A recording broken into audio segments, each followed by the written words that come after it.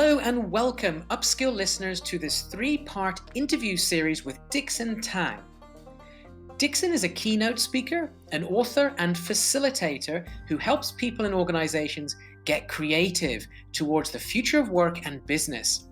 His best-selling book, Leadership for Future of Work, 9 Ways to Build Career Edge Over Robots with Human Creativity, was featured in media such as Forbes, Irish Tech News, and Money FM 89.3. Dickson works with professionals from Cartier, CITIC Telecom, JVC Kenwood, Novartis, Rakuten, and many more. So why does Dickson care so much about creativity and the future? Well, it's because the future needs creativity. But the problem is that traditional schools don't teach creativity, and there's a huge gap to be filled.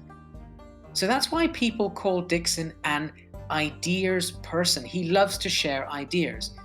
You can find out more about Dickson by visiting his website www.dicksontang.me or subscribe to his YouTube channel, Dickson Tang. In this first episode, Dickson and we talked about 2 big reasons why he wrote his book.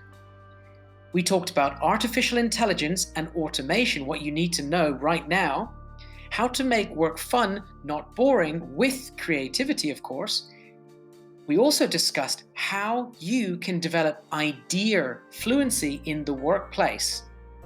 And finally, we looked at 2 different approaches how you can implement creativity in the workplace. Now, let's get started and enjoy this episode.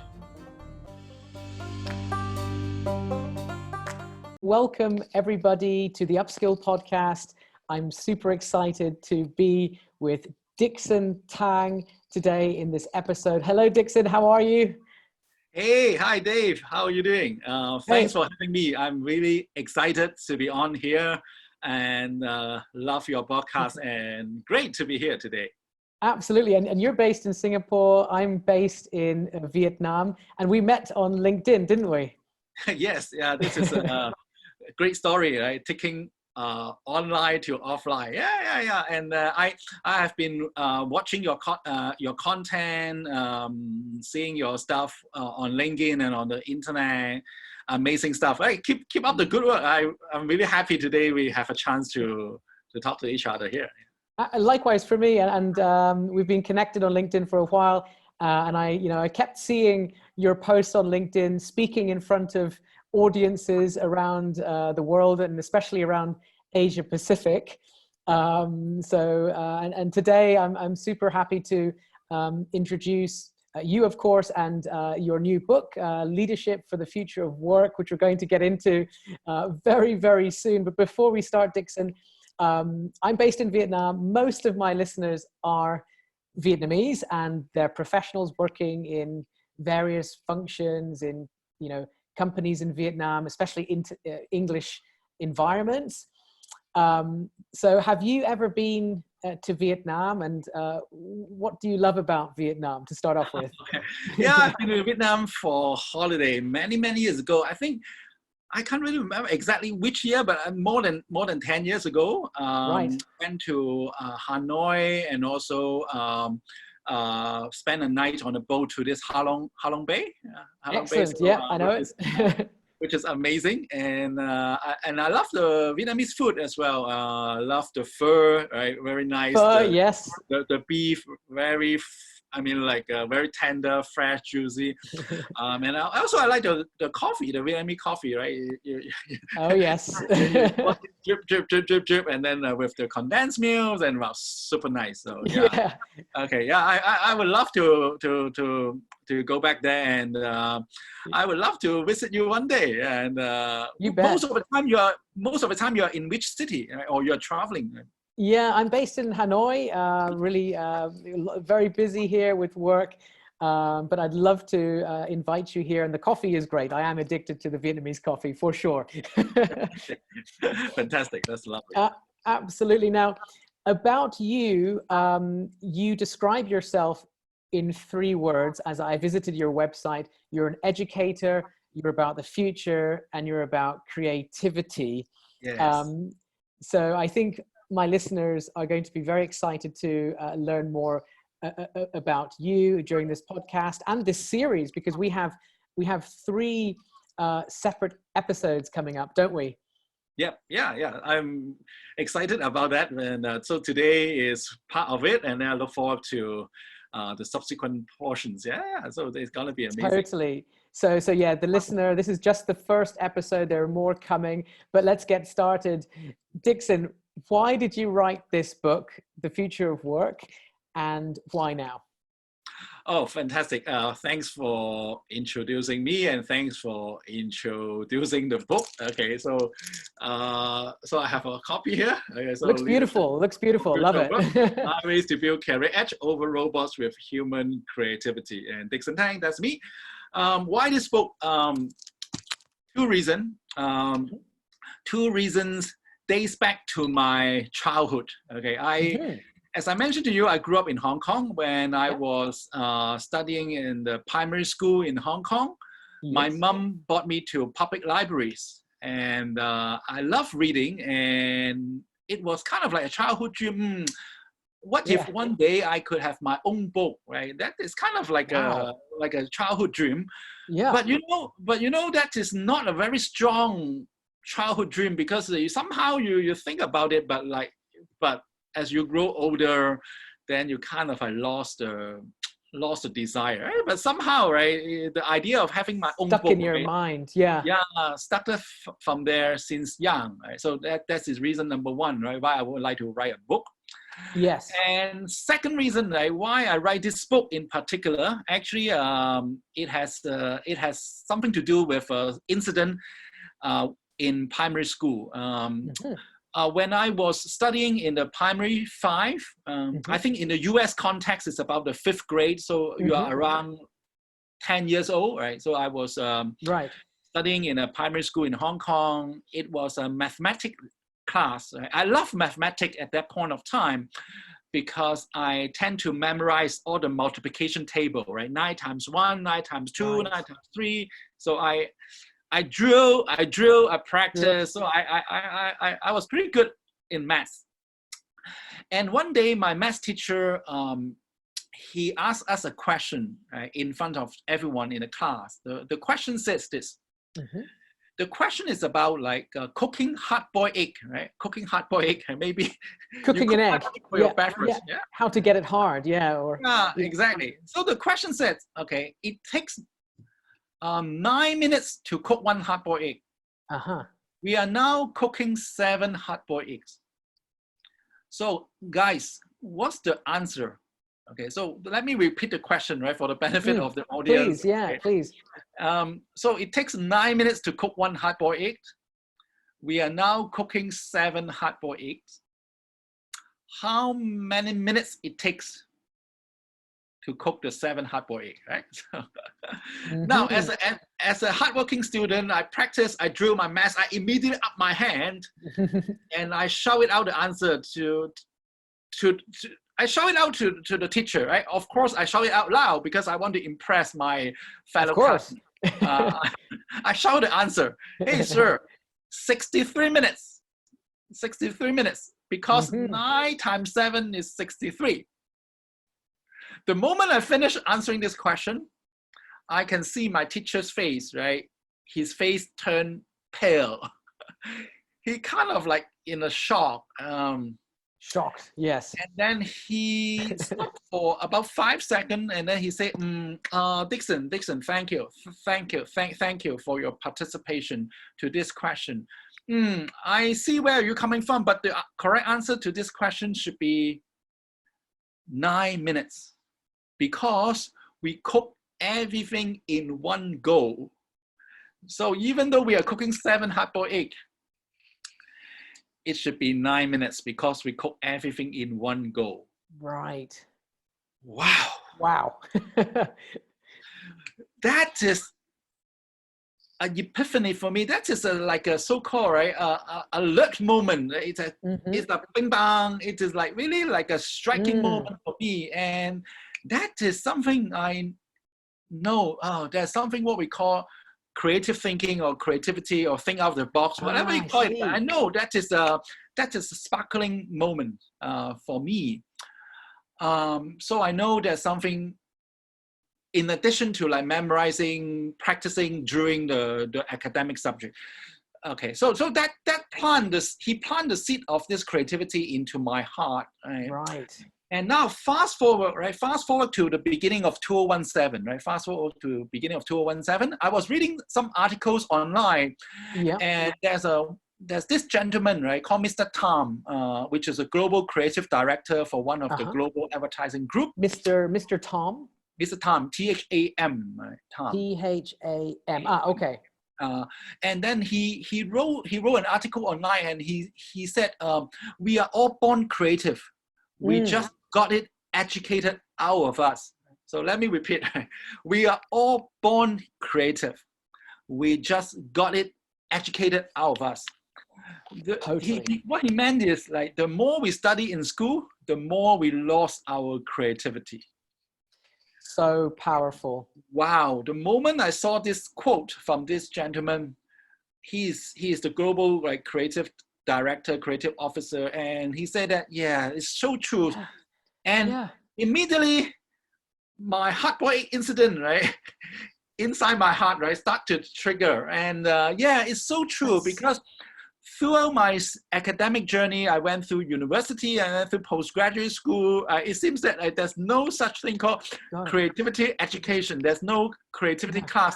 School don't teach you about creativity, except that primary school incident in Hong Kong I experienced, which is about creativity. So true, because throughout the education journey, nobody teach us about creativity. And I believe we are all born creative, but we just lost it in the school. So, wow, the moment I saw that quote from this gentleman, I totally agree. And I told myself, hey, Dickson, you got to do something. And then I told myself that, hey, I got to write a book. I got to write a book, because writing a book is my childhood dream. I spent too much time in university, in high school. Too much, like me. And then I have to pick it up. So that's why I told myself, I have to write a book. And then I decided I need to write. Okay, I try to write consistently every day, although sometimes I have difficulty keeping it up.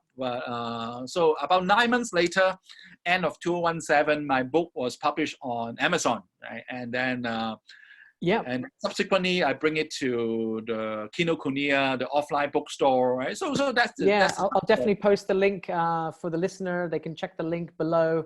It is on Amazon. I can share with it's on Amazon. You can search it there. I think that's really interesting. And you know what? I do see people over the years, and especially today, who have amazing analytical and mathematical abilities, but when work changes or their career changes or the unexpected happens, I see them, they struggle a lot to adapt to situations. Back in 2008, when we had the financial crisis in Europe, a lot of my friends that were in very, very stable jobs at good companies, they had master's degrees, PhDs, MBAs. They were out of work for more than a year, 2 years, 3 years. And they really went through a lot of depression, because they thought, well, what do I do now? Yeah. Can you speak to that a bit? Exactly. And that's why nowadays, if you look at the nature of work, or if you look at the future of work, right, things are changing, right? Things are getting automated, and that's why right, I think creativity is one of the very important skills that you need to embrace, your audience need to embrace. Couple reasons. Let me explain to you, right, why creativity is important. Okay. Number one, with the AI, artificial intelligence, automation, robotization all coming in, most of the programmable jobs, right, will go to machines. So what is left with the human, right, is about our unique capability to think creatively and to come up with something new, right? So that's reason number one, right? Because of automation, robotization, human being need to focus on higher output, right, which is about Right. the creative nature. And secondly is with robot automation, robotization all come to the workplace. I can guarantee you that the future workplace will be very much standardized and boring because everything is programmable, everything it is like standardized. And that's why, right, if we want to make our future workplace more fun, yes, we need to focus on creativity, right? And reason number 3 why creativity is important in the future is, if you look at some of the most successful companies like Google, right, Airbnb, all these companies, they are very physical assets light. That means they don't have much physical asset, but what they have is the intangibles, right? They have the ideas. They have the ability to come up with ideas. They have the idea. They have the capability to execute on ideas, right? So these are the couple reasons, right, why creativity is super important in the future. And so to put that in perspective, right, future requires creativity, but traditional schools are not providing that. That's a big gap. Right? Future requires creativity, traditional school not providing that. That's a big gap, and that's why we need to do something. And I would like to take the lead and help people, right, to close the gap, because future requires creativity. Schools are not providing that. Totally, and it's been a long time coming. I think people are starting to wake up to this realization, like you said, that schools cannot provide, are not providing. Some schools are adapting. Yeah, some, not many. Not many. No, there's just too much work to do, I suppose, for them. But let's go back into, you mentioned 3 points. You mentioned AI, robots, and automation. Could you just let the listener understand exactly what does it mean? What does it look like in the workplace, machines, and how, and define it for us a bit more? Okay, sure. Yeah. So if you look at the workplace right now, certain tasks, will definitely go to robots and go to automation, right? So for example, right, if you are in a factory environment, right, those like factory material handling, all done by robots, right? Automobile, all this, right? All done. So does that mean a career in a factory isn't looking too good? Yeah, so that's why you need to upgrade yourself, right? If you're doing just a manual labor work, material handling, this type of job, right? You easily go to robots, right? And in fact, it is going to robots right now, right? So if you are in a factory environment, right, you need to upskill yourself. And if you are in the white collar environment, in the office environment, right, you also need to upskill yourself. Why? Because most of the programmable tasks, right, will go to the automation, right? For example, right, data analysis or data collection or copy and paste, compiling a report. Right. What about accounting or finance, stuff like that? Yeah, obviously, even accounting, finance, or law. Marketing, right? Law. Yes, those basic tasks in accounting, right, go to the robots and automation. Those repetitive tasks. Exactly, those repetitive tasks, like programmable tasks. Even if you're a lawyer, right, you're doing like a research, right, searching on like the past legal cases, all this can be done, right, by robot automations and outsourced to companies specialized in that. Exactly. So what is left, right, with human right now is you need to upskill yourself, and the direction, right, you need to move towards this creativity, right? By saying creativity, different people define creativity differently, but one of my definition of creativity is your ideas fluency, right? Your ideas fluency. So what does that mean? Right. That means if you learn a foreign language, right? You learn English, right? You will evaluate yourself, right? How fluent you are in terms of speaking English. So in terms of creativity, is about how fluent you are, right? In terms of coming up with ideas, right? So that's a great one. Really like that idea fluency. I think we need to forget about language fluency and focus 100% on idea fluency. Really like that. Ideas fluency. Yeah. So Excellent. um so so for Yeah. example, right? For example, if you are accountant, now of course your job is to make sure that, right, the debit side, credit side, right, it gels, right? So I understand, right? There's certain thing you need to comply with, certain regulation, right? But on top of that, right, you also need to be more fluent with your ideas, come up with new Right. ideas Totally. to help your client to optimize the finance funding, to optimize the financial or taxation structure, right, so that they can maximize the profit. So you need to come up with ideas, right? If you're an accountant, if you are marketing guys, then of course, right, yeah, you need to come up with new ideas on your marketing campaign, digital campaign, offline campaign, right? So you need to come up with ideas. So if you're an engineer, right? If you're an engineer, you also need to come up with new ideas, how to improve the efficiency of your work, how to make sure that the new product, how to make sure that you have new process coming out. So absolutely, idea is very important. Totally agree. I think the listener will totally get your points here, and you know, I can see, you can see that the world has completely changed in how we execute business in general. You know, gone are the days when we, you know, the director says, okay, everybody, we're going to do this, and it's a 1-year strategy.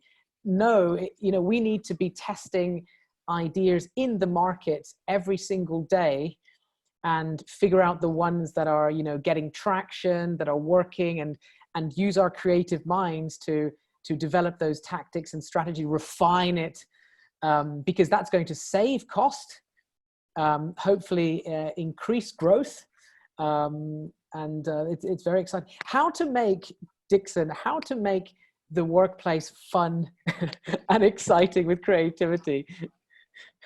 Oh, how to make it fun with creativity, right, for the future workplace? Okay, that's a great question. Now, of course,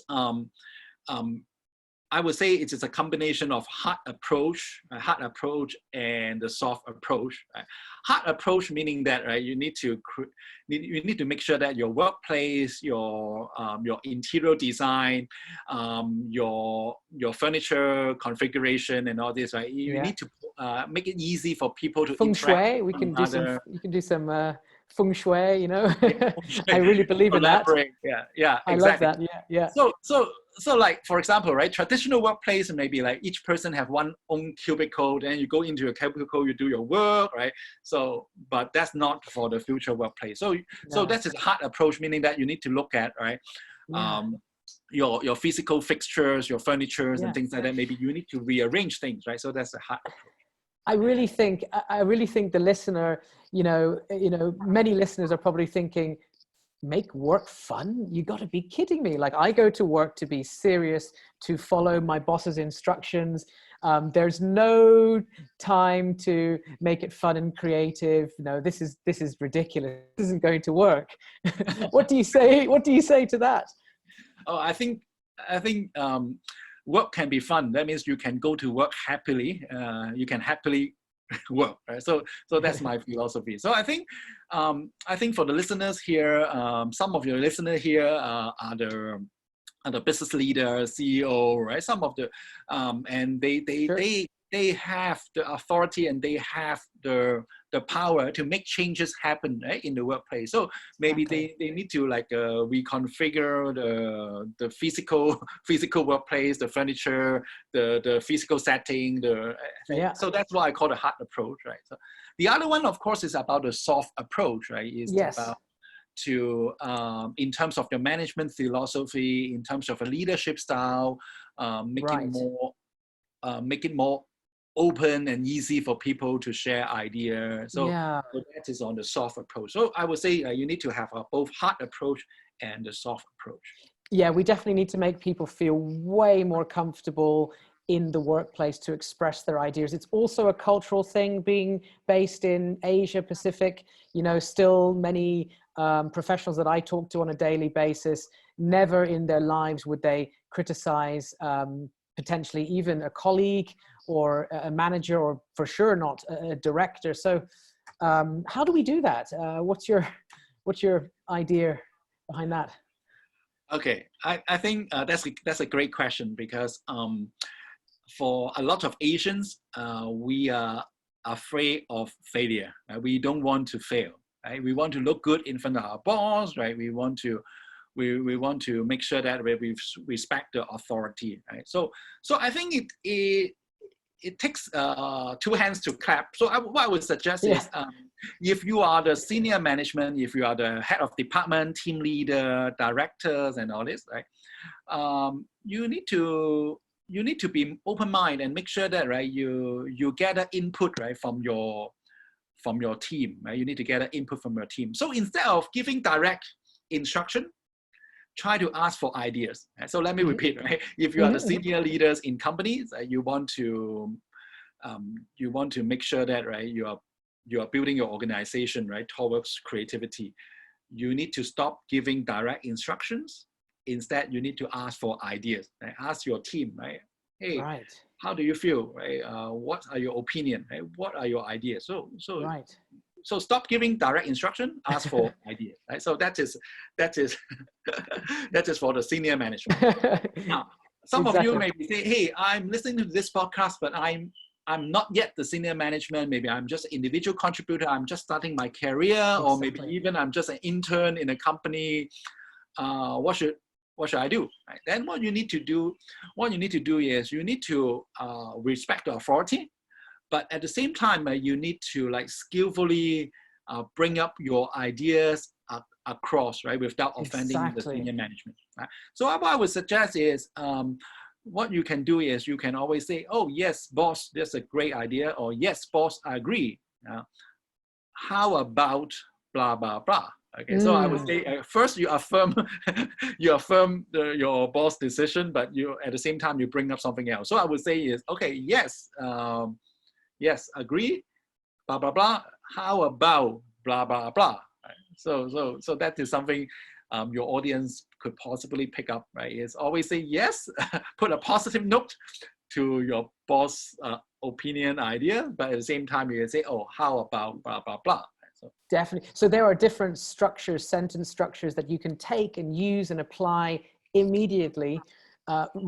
Right now, if somebody's listening to this podcast right now, they could try it out straight after. I think for your listener, they need to pay attention to the cultural factors as well. I know, right, in the Western country, in the US, right, you can just go up straight to the boss and say, "Hey, boss, this is wrong. You got to fix it," right? So you your can idea sucks. But you don't try that in Asia. If you go and do that, you are going to into trouble. Yeah. So that's totally right. Excellent.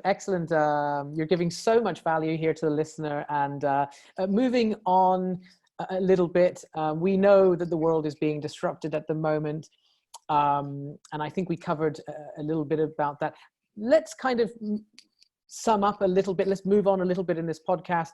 And talk more about the structure of your book, because somebody's probably listening saying, "Hey, this is really great stuff. I want to, check out the book." Could you give us, an overview of the structure of your book? You talk about individual mindset. You talk about infrastructure mindset, and also ideas. So. Oh, okay. Yeah. Thanks for that. Now, when I do my research while writing this book, I do a lot of research. I talk to different people, and different people define creativity differently. And what I have done is I boil down all the information and all the strategy techniques into a very simple model that your audience and your reader can follow through. Yes. I call it the 3I model, which is actually featured on page 25 of my book. 3I. Yeah, the 3I model. So basically, if you want to be creative, right, what you need to do is, number one, is to focus on the first I, is individual mindset. That means you need to develop a creative individual mindset. Right? So that's the first I. The second I is what I call the infrastructure. Right? Infrastructure means the ways you do things. Right? So you need to develop a creative infrastructure. That means you need to bring some creative element to the way you do things, right? So, so for example, right, in a workplace environment, right, maybe you are so used to do the task from step 1, 2, 3, 4.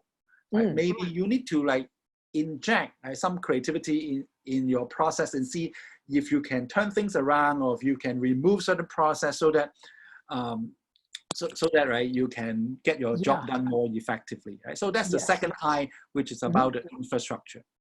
The third I is what I call ideas. Right? Ideas means you need to be very comfortable with coming up with ideas, working with ideas, evaluating ideas, executing ideas. So that's the third I. It's called idea. Right? And we talked about that already. We talked about ideas, fluency. Yeah, exactly. So to recap, right, the 3I model is first, you need to work on your individual mindset to build a creative individual mindset. The second I is infrastructure. You need to build creative infrastructure in the way you do things. And number 3, ideas. You need to come up with creative ideas and work with creative ideas. So that's the 3I model I cover in the book. And out of this 3I model, okay, there are actually in total 9 ways, right, you can develop your creativity, right? Exactly. So if you expand this 3I, right, then you will get 9 exactly 9 different ways. And it's really important that the listener subscribes to this podcast, because we, or you, Dickson, will be sharing on a future podcast some of those leadership and career tips. Yes, exactly. So make sure that you subscribe to this podcast, and we have a lot of information, a lot of like techniques, a lot of tips we are going to share with you. Yeah, and you know, for the podcast, the next podcast coming, you know, hopefully we'll be discussing more about the individual mindset a little bit, and infrastructure and ideas. So super excited about that, by the way. Who should read this book? If you could go through, you know, probably someone's list, oh, this is great, but is it really for me? Are these things something that I can use in my job, in my career? Who does your book really target, Dickson? Okay. Oh, wow. This book, there are 2 types of audience, 2 broad type of audience. One is what I call the B2B. The other one is what I call the B2C. Right? B2B means like the corporate audience. The B2C means the individual. So talk about the B2B audience. This book will be a great companion to CEO, department heads, business leader, whether you are like HR leader or marketing leader, because the workplace is changing. Right? So if you want to thrive in the future workplace, you need to make sure that you improve your creativity, not just for yourself, but also for your team. Right? So that is one type of audience is about the B2B audience. Then the other type of audience is what I call the B2C audience, right? Which is which I mean like individuals, right? Individuals who really want to be more proactive, planning out the future career. Individuals who want to embrace the future. Those individuals who are really having the foresight, who want to be more proactive in managing their life. So that will appeal to them as well, right? So that is a B2B as well as a B2C audience. And of course, one segment, right, they will find this book very useful will be the students, right? Whether you are a high school student, university students, just about to say, reading this book, right, you will be able to like improve your creativity, upskill your creativity, so that by the time you graduate, you will be able to fit to the future workplace requirement. Absolutely. Millennials are the future, and there's a lot of things that we can help them with, and your book is a fantastic starting point, I'm sure. So Dickson, how can people get in touch with you? Oh, okay. Couple ways. First, my website is dicsontang.me. So it's the www.dicsontang.me, right? dicsontang.me. Right? So you can check out my content and check out my stuff on my website. So that's number 1. Number 2, I have a YouTube channel, right? So if you search Dickson Tang, my YouTube channel will come up, and every week I put out content to help you to build your future ready creativity. Mm-hmm. And so that's YouTube, and of course I'm also on LinkedIn. Right? So of course, so if you are business professionals, then you spend most of time on LinkedIn, right? So number one, website; number two, YouTube channel; number three, LinkedIn, right? So these are my primary avenues that you can connect with me. Absolutely, and I'm really looking forward to the next podcast where we have more things to share together. But thank you, Dickson Tang, for joining me today. Super excited. You dropped some really interesting information here, and I really hope the listener enjoyed it and will follow you as well. So thank you so much for your time, Dickson Tang. Yeah, thank you, Dave. Great to be here today. Thank you. Cheers.